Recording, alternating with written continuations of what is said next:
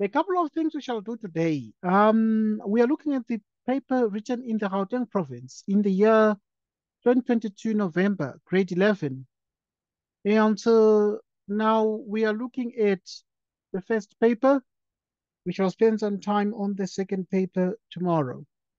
Right, and now this is 2 hours, 100 marks.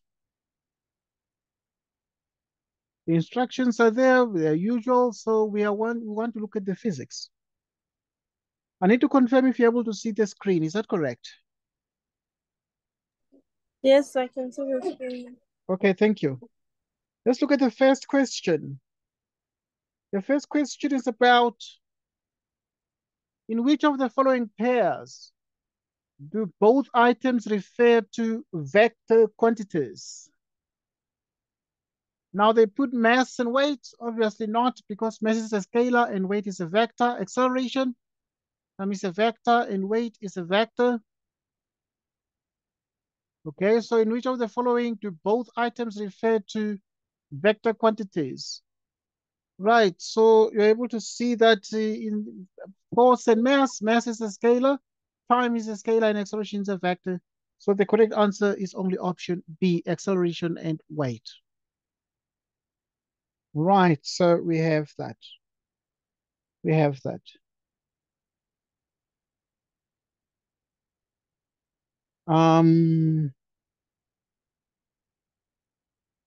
Right, we have that. Next, in which vector diagram below is the following statement true? Vector A is the sum of vectors B and C.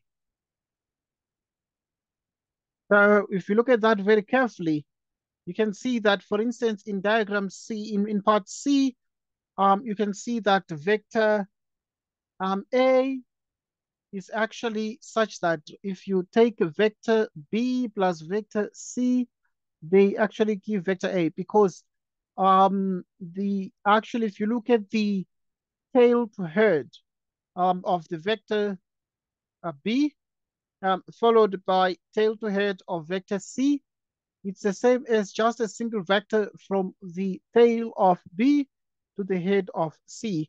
And therefore, the correct answer is option C. Right, next question. Right, an astronaut has a weight Fg on Earth. Right, so the weight of the astronaut is Fg on Earth. What distance in terms of the radius, the Earth R, will the astronaut be if his weight is as 1/4 or is a 1/4 of his weight Fg on the surface of the Earth? Okay, so we have that.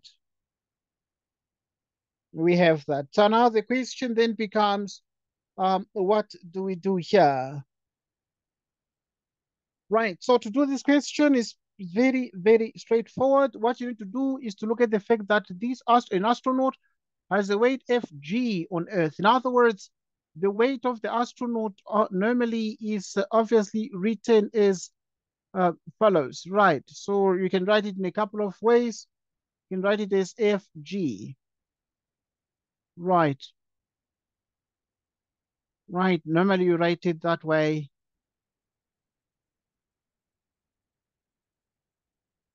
Okay, we're continuing. No worries.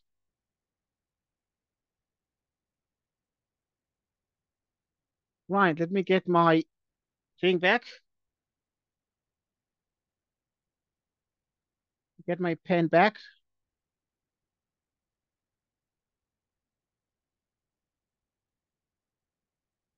Hey.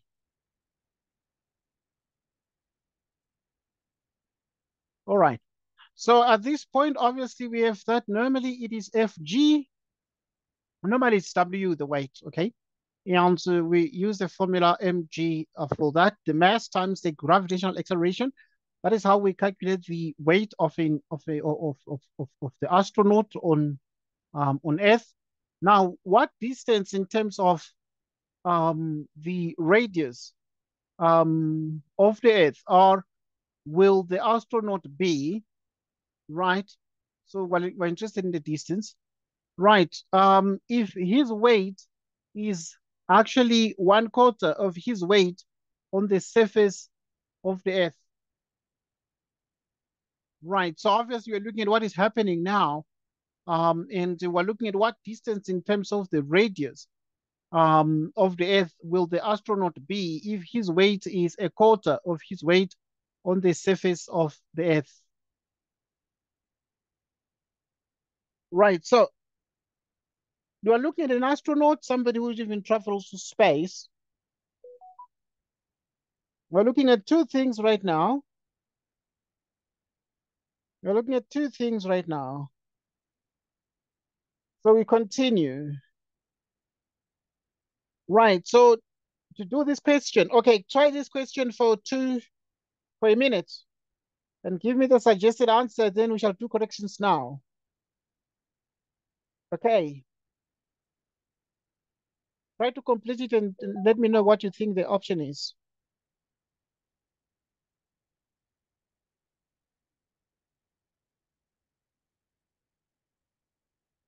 Right, right, right, right, right.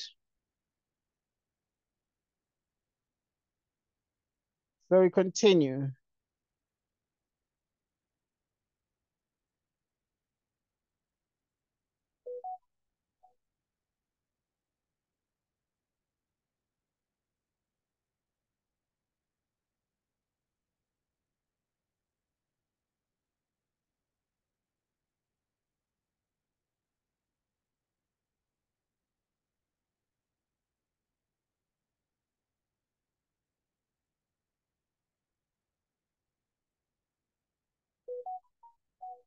Okay.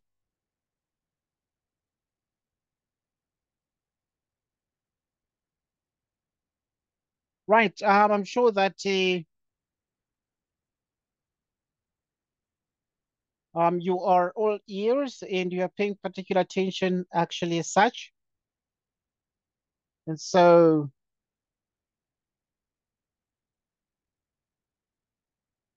um, right. So your thoughts?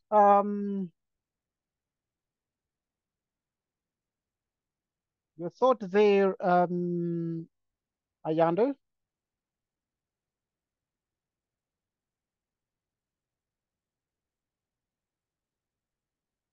So, You still here?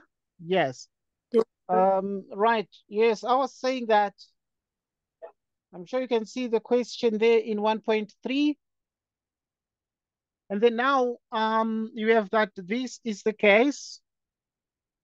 So the couple of things you need to realize that also the weight, the force between two objects is given by G mass 1 mass 2 divided by the square of the distance between the objects.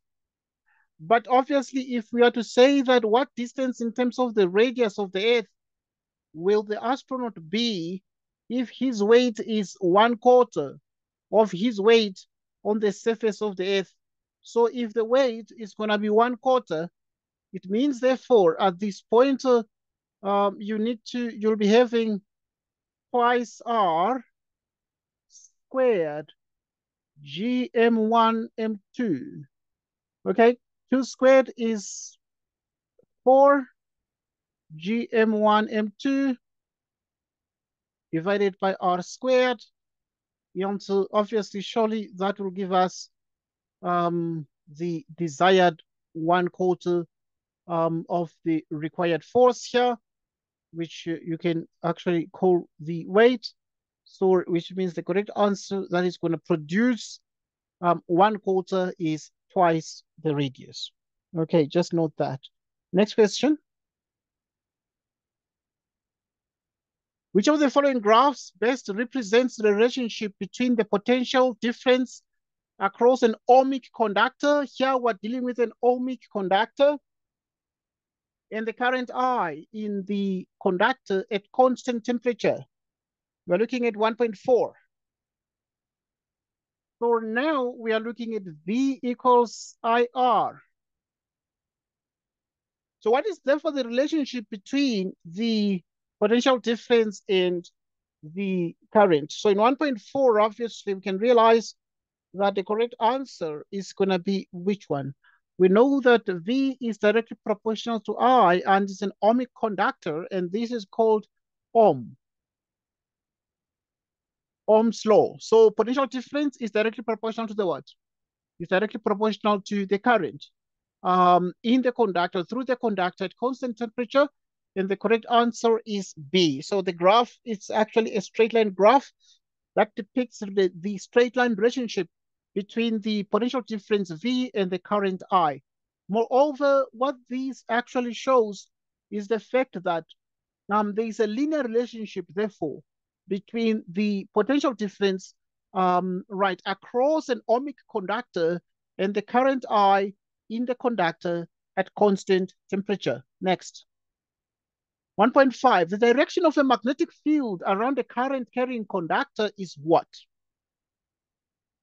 Right, you can read all these, but what is very important is that the direction of the magnetic field around a current carrying conductor is clockwise around the conductor with conventional current into the page.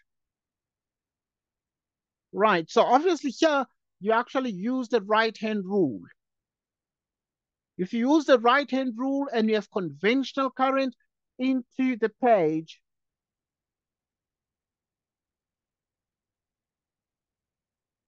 right, so if you have conventional current into the page, right, so you take your right hand and you let your thumb point into the page, for example, and now you realize that we therefore say the direction of the magnetic field around the current carrying conductor will therefore be clockwise.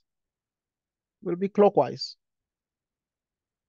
So the correct answer, therefore, is the direction of the magnetic field around the current carrying conductor is clockwise around the conductor with conventional current into the page. Next. So we're looking at into the page. I mean, there are two instances. Either it's into the page or out of the page. We don't look at other angles parallel to the page, etc. Okay. A positively charged object has what in 1.6? Right. Obviously, an object that is positively charged essentially has more protons than electrons. Okay. Has more protons than electrons. So,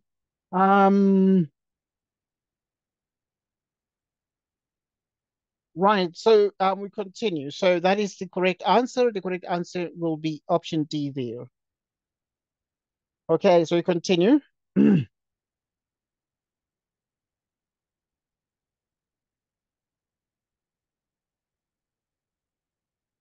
Right.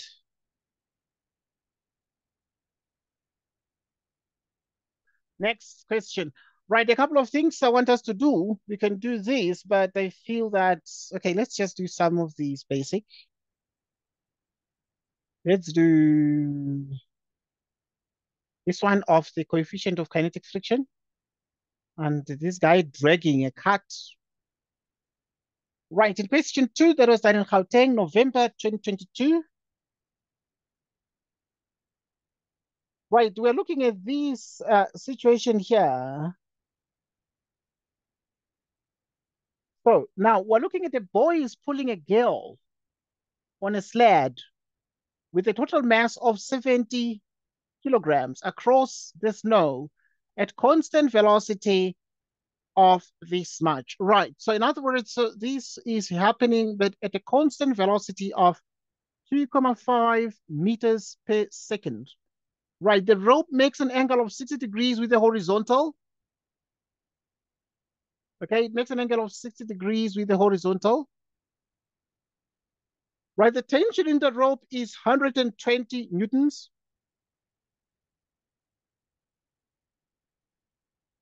Friction cannot be ignored. So we don't ignore friction.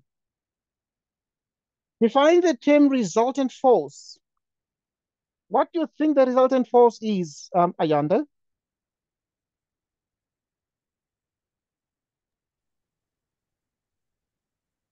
You're still here, right? Yes, sir. All right, in 2.1, that's fine. By resultant force, we mean the vector sum. We actually mean the vector sum of two or more vectors. That is to say, a single vector. That is to say, a single vector having the same effect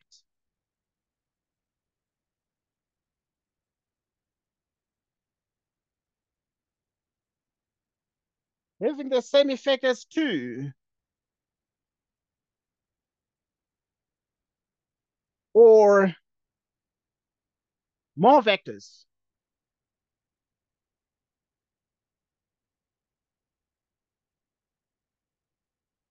together. Okay, by what we call a resultant force, we actually mean what we call the vector sum of two or more vectors. That is a single vector having the same effect as two or more vectors. That is what we call by a resultant force. Draw a labeled free body diagram of all the forces acting on the sled with the gale. Right, the forces acting on the sled will be as follows. We have the tension in the rope, tension. We have the normal force. Normal force, you can even call it just N. You have straight down the weight of the gale, or the, sometimes we call it F subscript G, depending on your teacher at the school. And we have in the opposite direction, kinetic friction, because it is moving. Right, so we have exactly that there. We have exactly that there. So we're looking at a free body diagram of all the forces acting on the sled with the gale. These will be the forces acting on the sled with the gale. Right, in 2.3.1, calculate the horizontal component of the tension in the rope.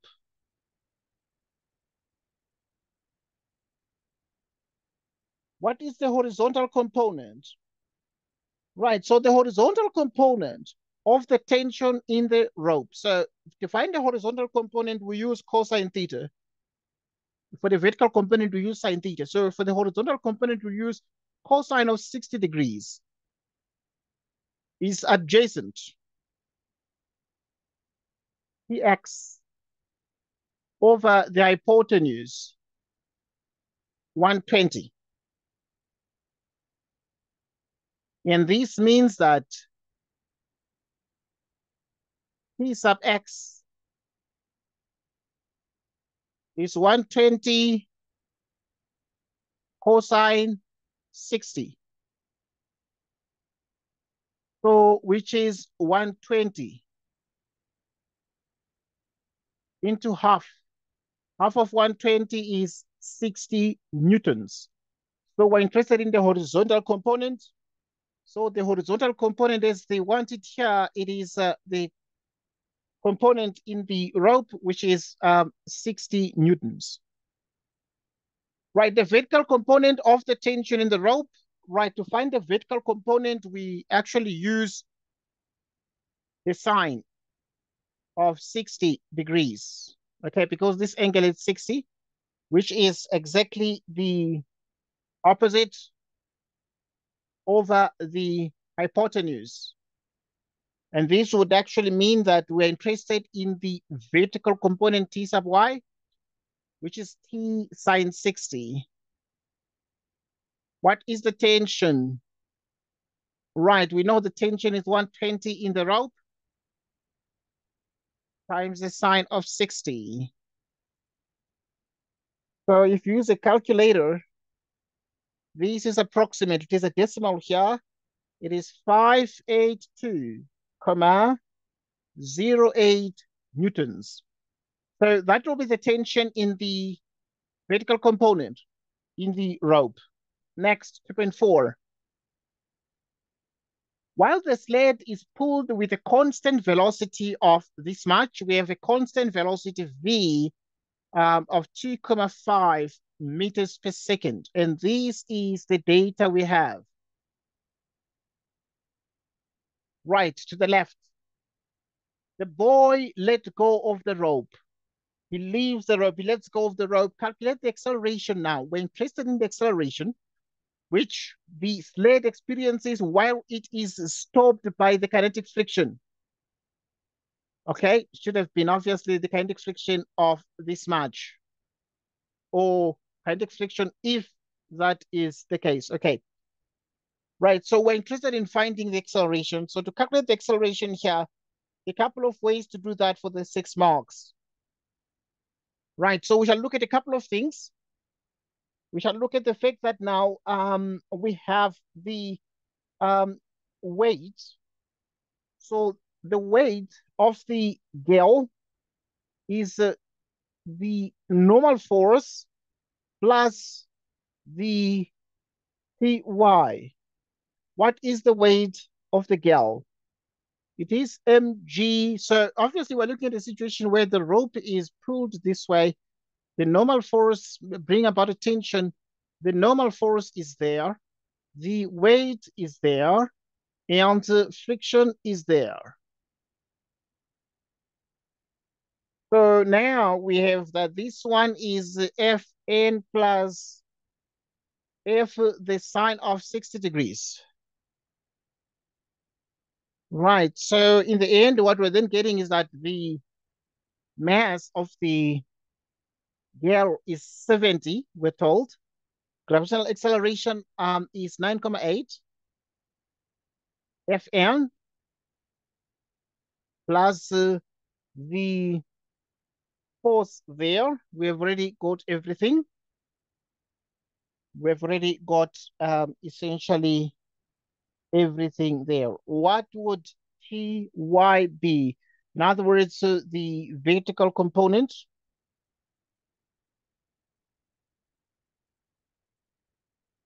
Right, what would the vertical component be? F sine 60. Right, I hope I'm still having the student there. Okay, right, so let's just do that on a calculator. We've already got the F there. Right, sine 60.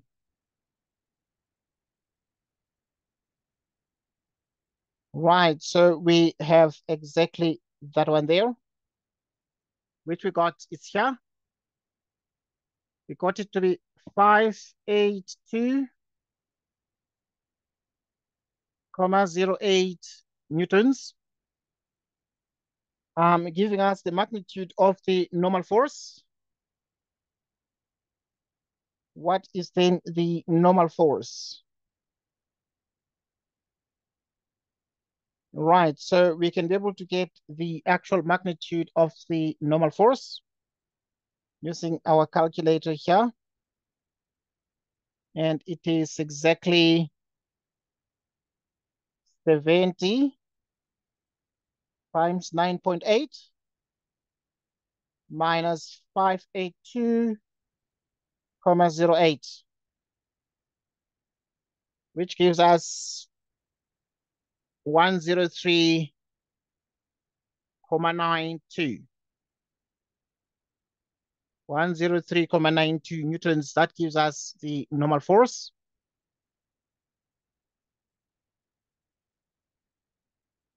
Okay, so we have this kind of a situation. We continue with solving the problem. But now we also know that thus it follows that the coefficient of kinetic friction is the kinetic frictional force divided by the normal. The normal force, you can use N or you can use the same Fn. All right, we were told that it is exactly this much here. So it is 0.23. That is actually the kinetic friction. Right, the coefficient of kinetic friction. And we have here F sub k. What is then the normal force in this situation? Right, so we can see therefore that the normal force in this situation is the 103. Right, it is actually the 103.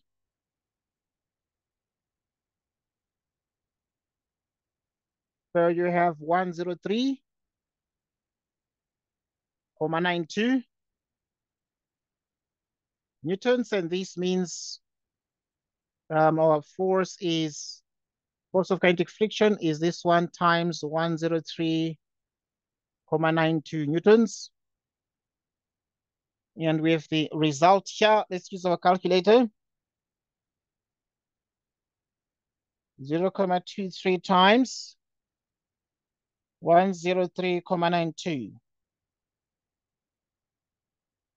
which is exactly 23.9016 newtons.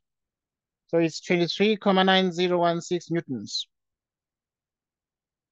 Right, so we're getting the frictional force to actually become that one. And so what do we then say here?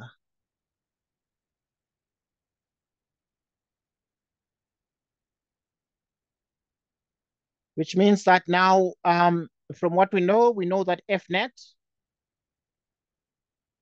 is equal to ma by Newton's second law of motion.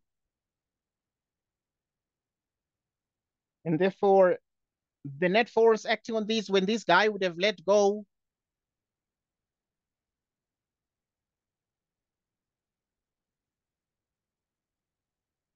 right, when this guy would have let go,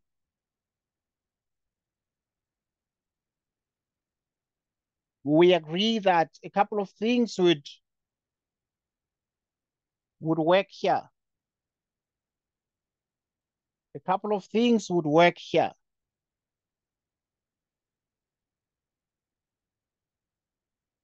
Right, when you would have let go, the only force acting here, the net force is Fk, which is ma. It's only friction because if you let go, then there's no applied force there. If you let go, then there's no applied force. Okay. So we have this kind of a situation. And therefore, what is minus this, which is minus 23.9016. The mass is 70 times the acceleration. Okay, so you have exactly that. You have exactly that there.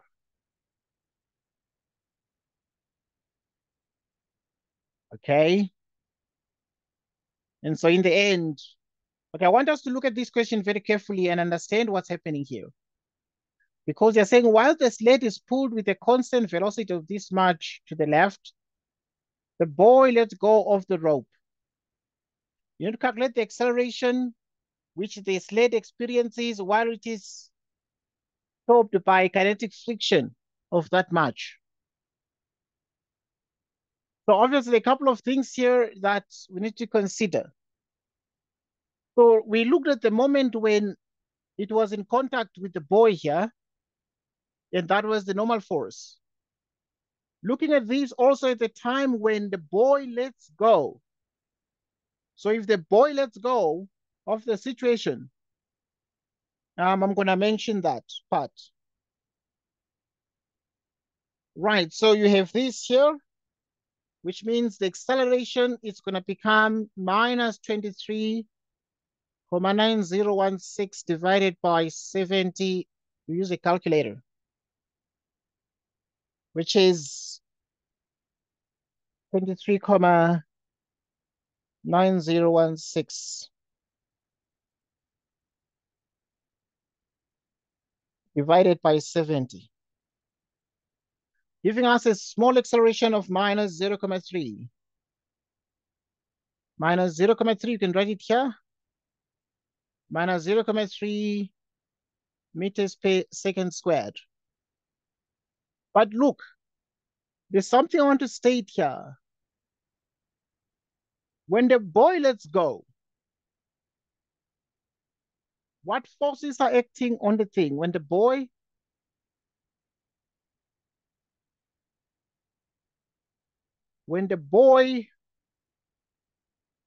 lets go of the rope,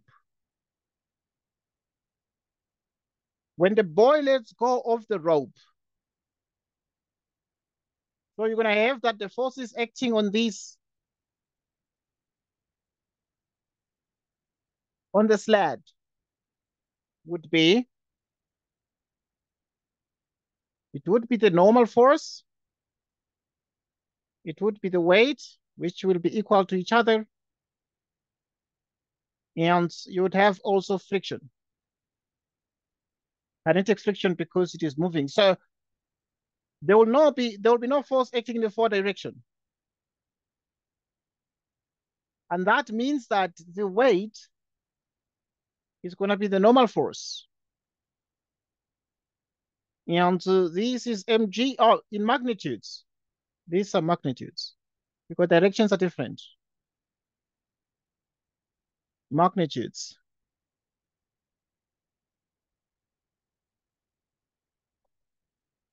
Right, so in which case, therefore, you'd come and say Fk is mu k normal. That is the formula that relates kinetic friction and the coefficient of kinetic friction and the normal force. Right, so at this point, we want to find the acceleration, but obviously for us to find the acceleration, we must find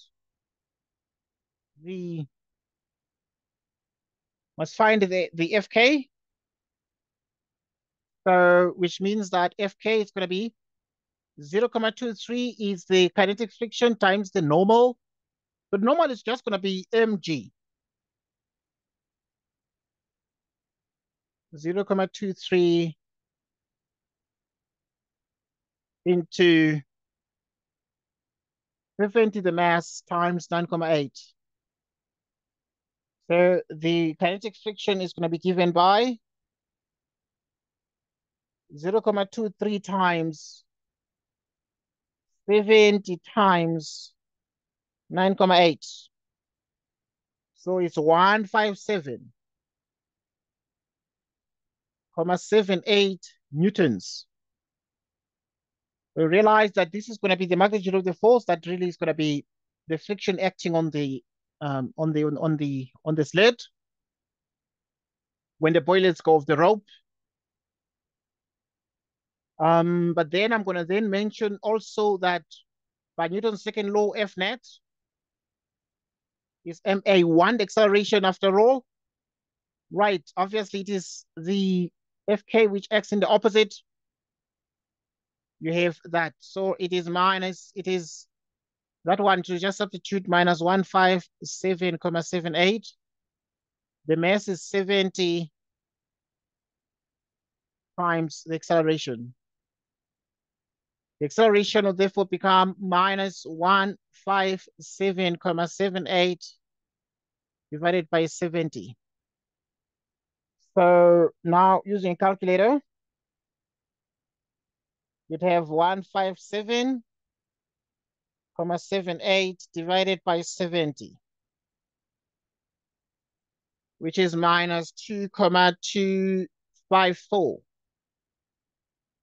meters per second squared, which will actually become the actual acceleration when the boy lets go of the rope. So in this situation is the first situation, that is before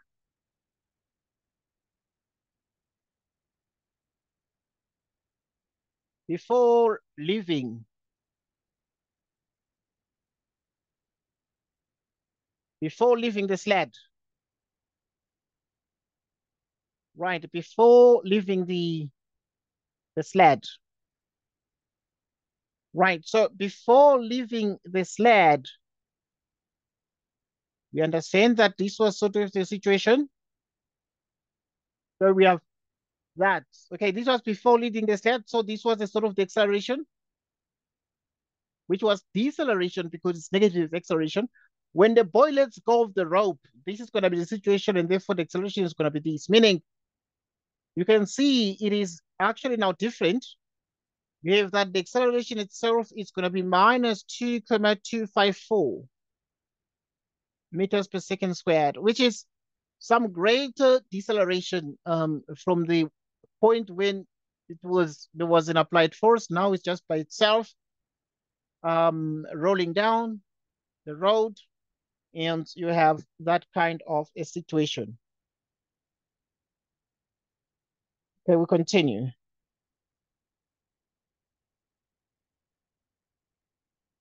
I want us to do electricity as well.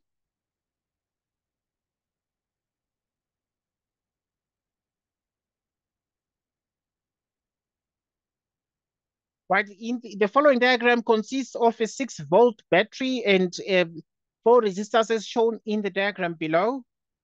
Ammeter A1 has a reading of 1,07 amperes. Voltmeter V2 has a reading of 0,9 volts. 0,9 volts, and this one is 1,07 amps. Give the meaning of a 6-volt reading on the battery. What does a 6-volt reading on the battery? Now, that is what they're asking, that you have a 6-volt reading on the battery. What is the meaning of this? So let's analyze that together. So we're going to also spend some time looking at magnetic fields and solenoids. So in the meaning of 6-volt reading on the battery actually means that 6 volt or 6 volts is when 6 joules. 6 joules of energy is delivered.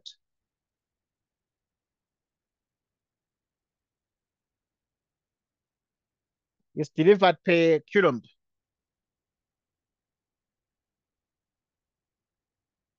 Is delivered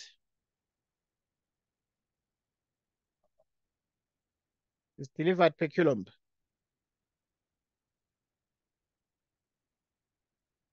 Six volt is when 6 joules of energy is delivered per coulomb of charge.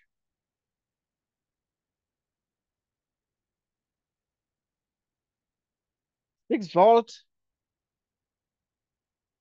or 6 volts is when 6 joules of energy is delivered per coulomb of charge. Next, calculate the effective resistance of the parallel combination. Okay, this is the parallel combination where you have 2 ohms, 2 ohms, and 3 ohms. 1 over R parallel.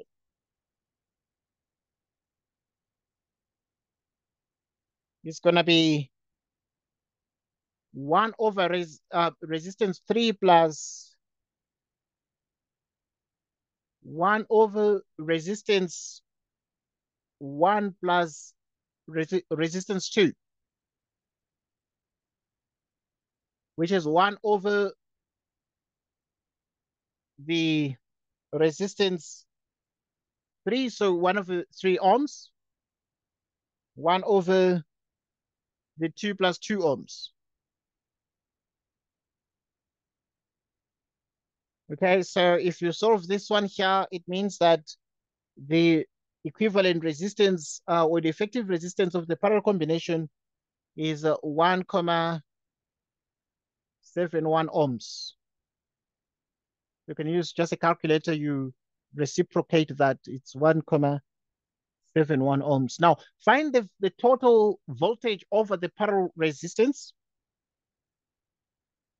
Right, so in 7.3, what we're gonna do is to take the V parallel is V of the 2 ohms plus V of the 2 ohms. Right, so obviously we are dealing with the total voltage across the, okay, let me see.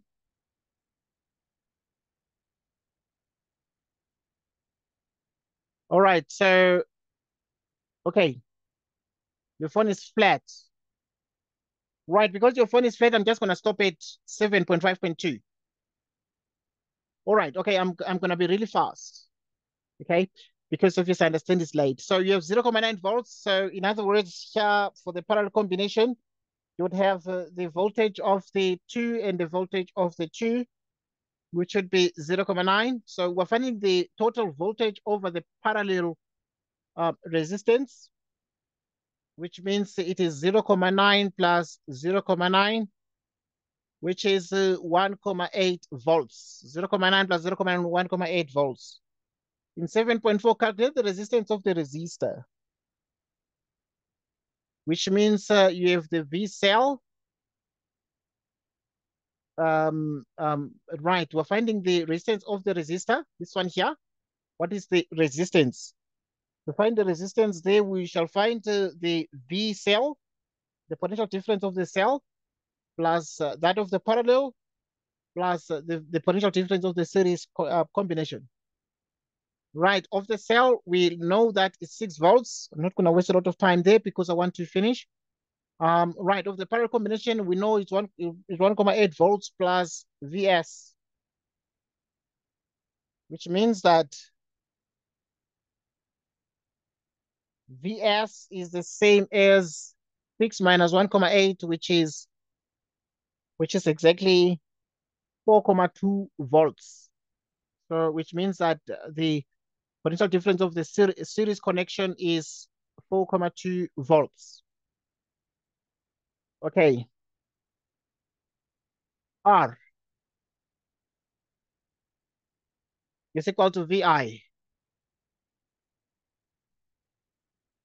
R is equal to V over I.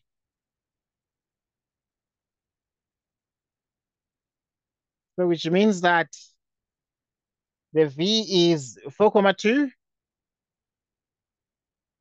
divided by the I, which is the current through the, it's 1.07 through the series connection. I'm trying to be fast enough because your battery is less, is running low of the device.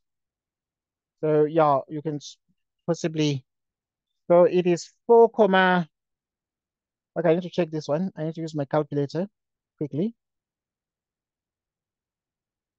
Right, so you have 4.2,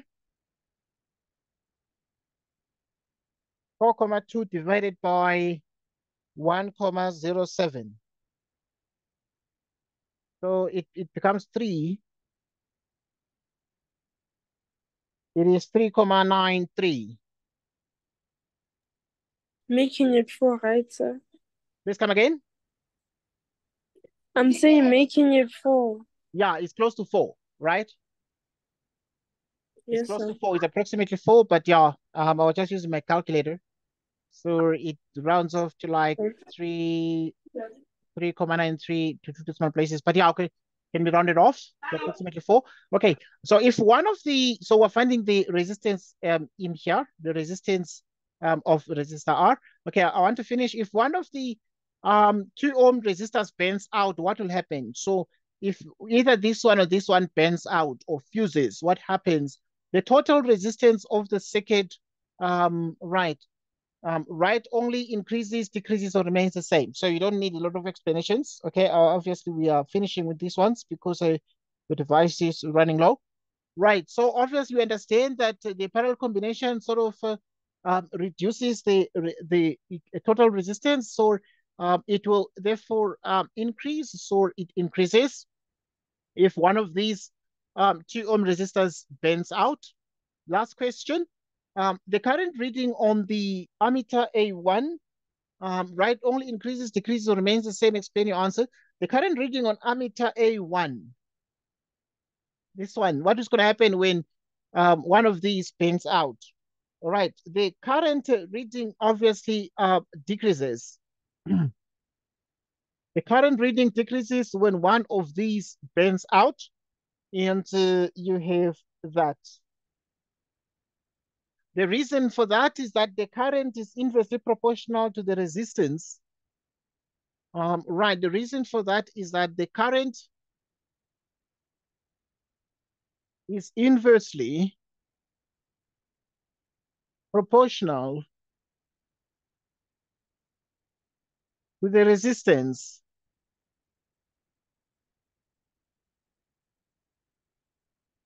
The current is inversely proportional to the what? To the resistance. Thus, if the total resistance increases,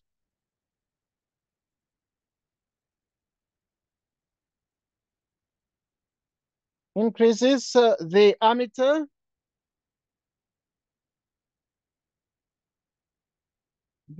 reading will decrease. Okay, and that is it. So yeah, we discussed some electricity and understand that your device is running flat on battery. So yeah, there it is. It was a Gauteng grade 11, November 2022. I will see you tomorrow. At what time can we meet tomorrow? What time tomorrow? What time do you suggest tomorrow? What time do you suggest tomorrow? So I think You let me know. half past 6. You let me know tomorrow. Just send me a message when you are free after school. Okay. No problem, sir. Okay. Thanks, then. Goodbye. I'll post the video now in the next couple of minutes. Thank you, sir. Okay. Goodbye and goodbye. Bye, sir. Mhm.